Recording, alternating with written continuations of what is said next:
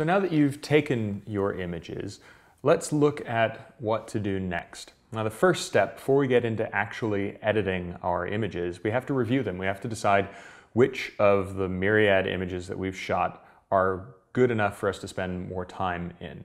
There's always going to be some bad images, whether that's misframed or out of focus or something that's clearly wrong with them. I like to delete those right away. There are a few duplicates in here, kind of things where I might have been taking a same shot but slightly tweaking the angle or maybe changing the exposure a little bit. And what I'll do is just kind of flip through the images and see which ones catch my eye. If I see that in general a particular composition catches my eye and maybe I've got a couple of different versions of that, then I'll flip back and forth between them. It's exactly the process that you might already go through yourself when you're just comparing and reviewing which images you've shot. Except in this case, what we're doing is looking for the best ones that we want to invest more time into. Now, to make it easier to find these after the fact, what I find useful, you don't have to do this, I don't do this all the time, but it can be useful, especially if you're going through and reviewing a bunch of images that you want to edit all at once. I create a separate album on the device that I can put the images I want to edit into. So in this case, my album is to edit, very straightforward, no need to be fancy there.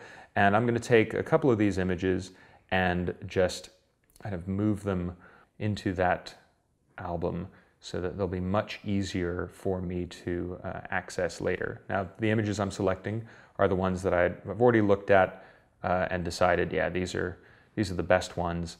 And now that I've got them in that place, it'll be really easy for me to find them when I'm opening each image into a separate app later. I'll just be able to go directly into that to edit album and all my images I want to work on will be there.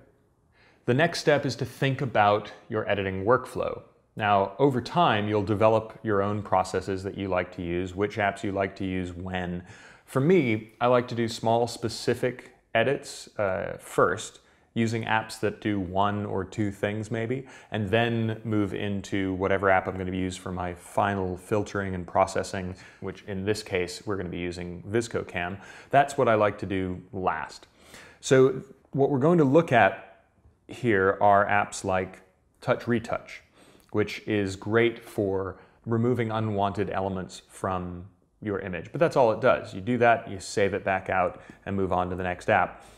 I also love using Snapseed from Google, which is a pretty fantastic app and does a lot of different things. In fact, it could be the only app that you use, but for me, I like to use it for a couple of key tasks. For architectural images, which could include the outside of a building or interiors, anything with parallel lines that you want to straighten up, SKRWT is a fantastic app for doing this. It also allows you to correct for lens distortion, but parallax distortion is something that we find in a lot of images. Again, it's a nimble application that does one thing really well, and dipping into these kind of apps first allows you to kind of open and save while focusing on one specific task. Now, you won't necessarily need apps like that for every image, but by doing that first, I find that it makes more sense in the overall workflow. And then after I've edited the images in these specific apps, I'll go into VSCO Cam and import that final edited version from my camera roll, and then I'll start actually working on my final edits and filters, adjusting the exposure, adding some sharpening, straightening, any kind of things that VSCO does, and then that's my last stop.